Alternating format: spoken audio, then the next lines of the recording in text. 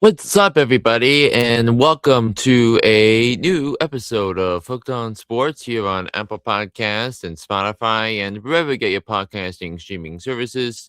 My name is John Flynn, and thank you so very much for listening to the podcast today. We have a lot to get into today. For today's podcast, the NFL draft takes place tomorrow. So less than 36 hours from now, we're gonna start seeing young football players to see their dreams realized when they get drafted in the first round of the NFL draft tomorrow. I'm recording this at 10 a.m. On Wednesday morning. So I wanted to wait until now so I can to make sure nothing crazy happened yesterday, because obviously we had a big shakeup in the draft order on Saturday night when the New York Giants traded Dexter Lawrence, their all pro stud defensive tackle, interior defensive lineman, to the Cincinnati Bengals in exchange for the 10th pick in the draft tomorrow night. So this means that six teams will be selecting twice in the NFL draft, barring trades, which you obviously know that they're going to happen, but it's just going to be a matter of when players are going to go. So we have the Jets. They'll be picking second and 16th.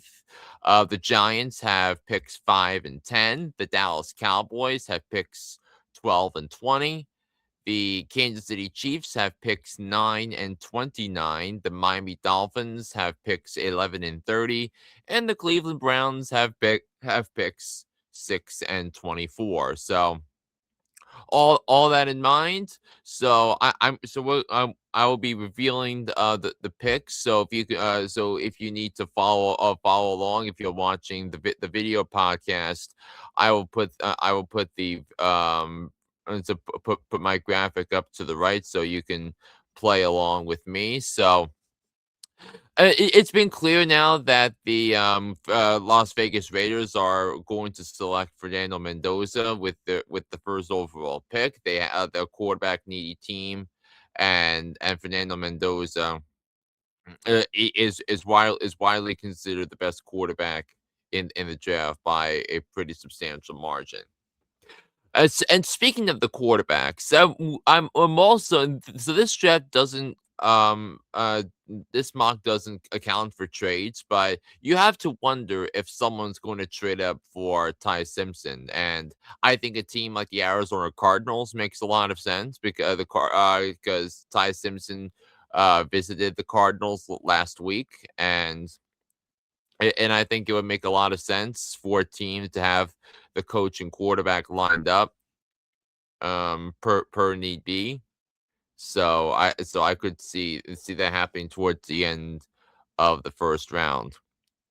So the next several picks I think are going to be fascinating.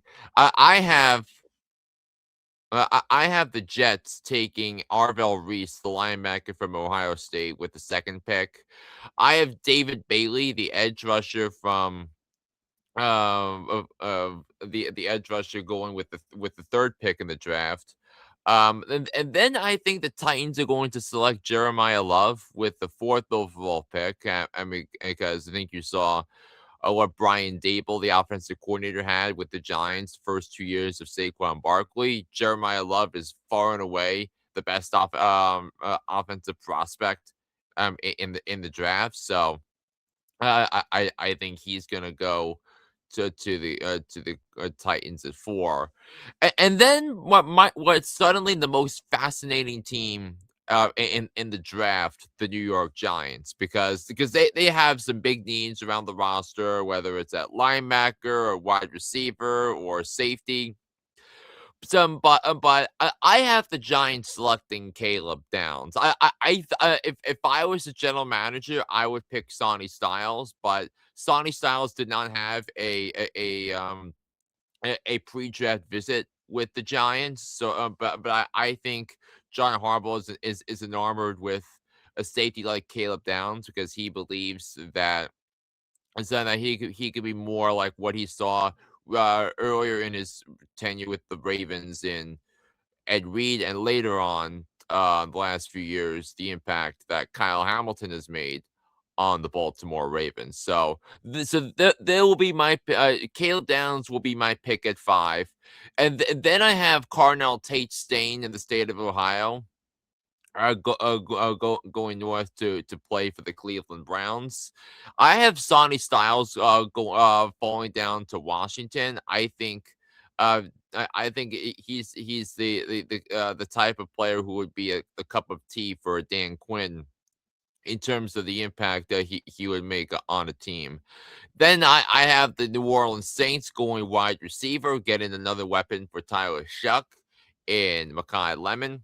I have the Kansas City Chiefs going Spencer Fano with the ninth overall pick. I think he'd be a terrific pick. I think he is the best offensive tackle in this year's draft. I think there's a pretty good depth with the offensive tackle position in the draft, because I could see 5, 6 or so tackles going in the first round this year. I mean, I actually have 1, 2, 3, 4.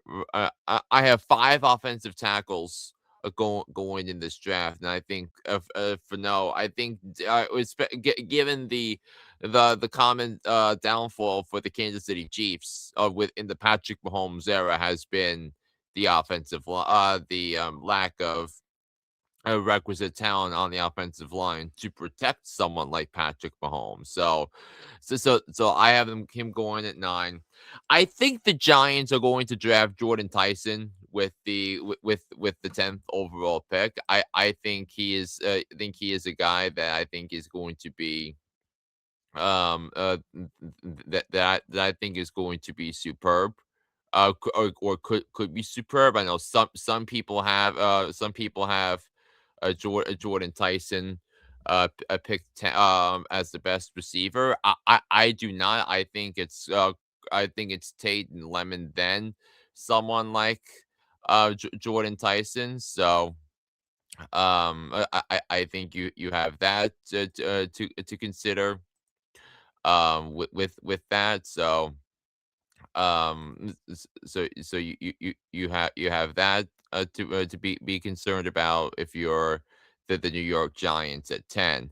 I have the Miami Dolphins selecting with the 11th pick LSU corner Mansour Lane, because I think he's going to be a terrific corner in the draft this year.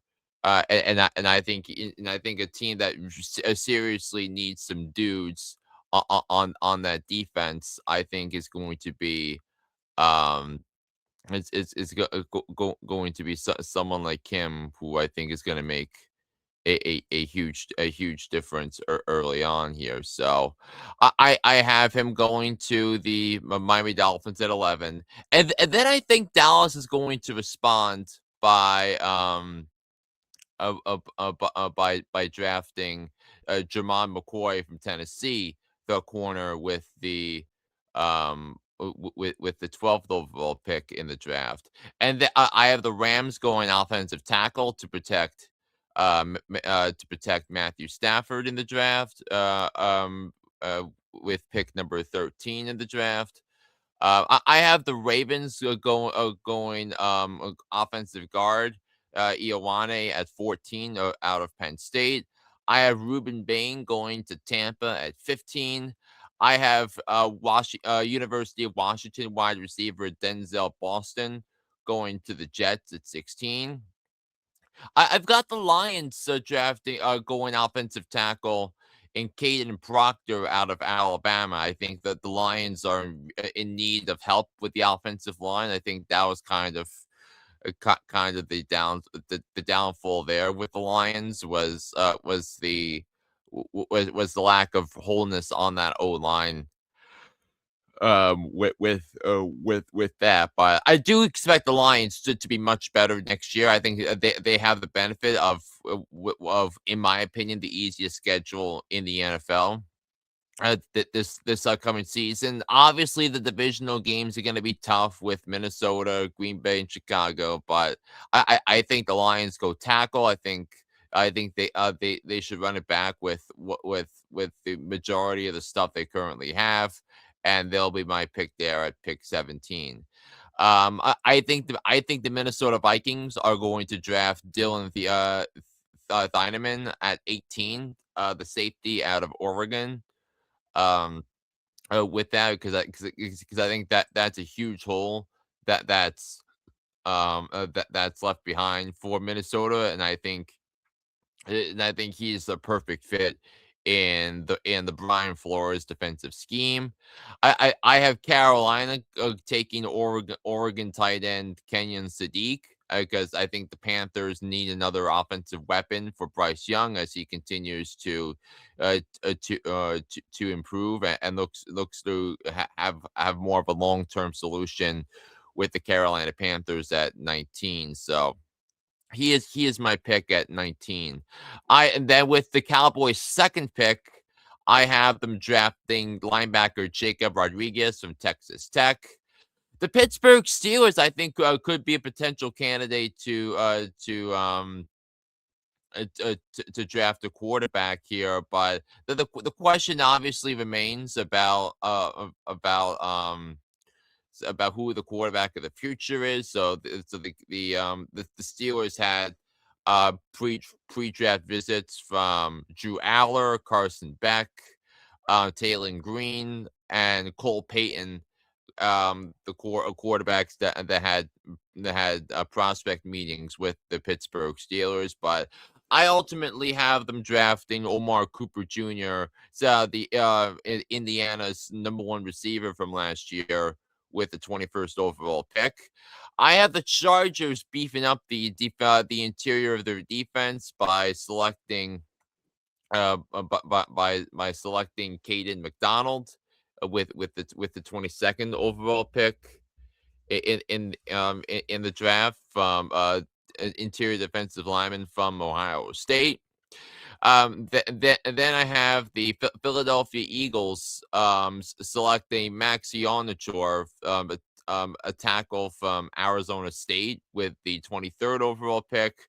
I have the Cleveland Browns getting the other Utah tackle, Caleb Lemieux, with pick 24. And then I think the Chicago Bears, I think they are relatively weak at corner.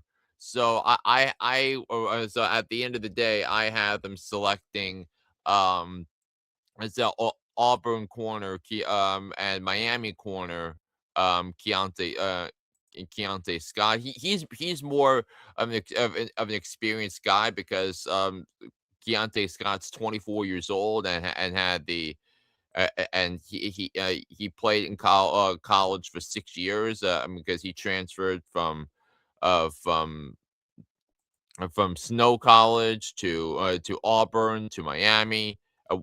Was part of that team that went to the national championship game last season. So I have him going to Chicago at 25. I have the Buffalo Bills drafting Casey Concepcion with the 26th overall pick to continue to beef up the wide receiver group that felt so lacking last season with the Bills. So I think you have that as the backdrop there. I've got the San Francisco 49ers selecting Malachi Lawrence, the edge with the 27th pick. I have Christian Miller getting drafted by the Houston Texans with the 28th pick.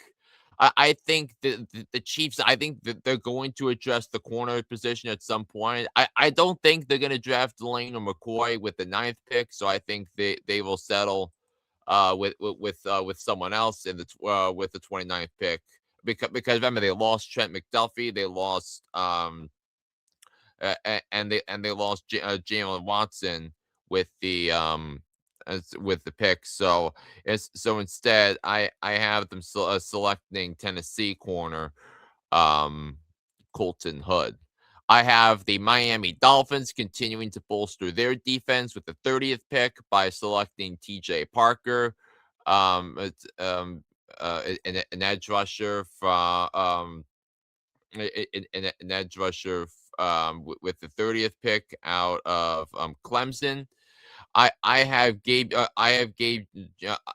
see. I have Gabe Jacas with the 31st pick going to the New England Patriots, a corner from the Fighting Illini of Illinois. Of course, he was coached by Brett Bielema at Illinois, so I think he's like a buttoned up guy for for there. And then with the 32nd pick, John Schneider did speak to the press yesterday and said that the Seahawks are open to trading the 32nd overall pick. The last time they had that, the following the Super Bowl win was 12 years ago, and they traded out of the first round. But if the Seahawks were to stay with pick 32, I would have them selecting San Diego State corner Chris Johnson. And I think it's going to be a fascinating draft. Obviously, I think so because I think the NFC East. I think that they want this. Each of them want the same players. So I think it's going to be a drama filled draft. It is not as deep a draft as in past years, because I don't see it. I don't see many consistent first round grades among the flock this year. So it's going to be a fascinating draft, to say the least, on every single level. So that will do it for today's edition of Hooked on Sports. Draft day is tomorrow. I can't wait. It's going to be drama filled, and I'll be looking to recap the winners and losers from what I saw in the draft. So until then, this is John Flynn saying so long. I'll be back here on the podcast next week.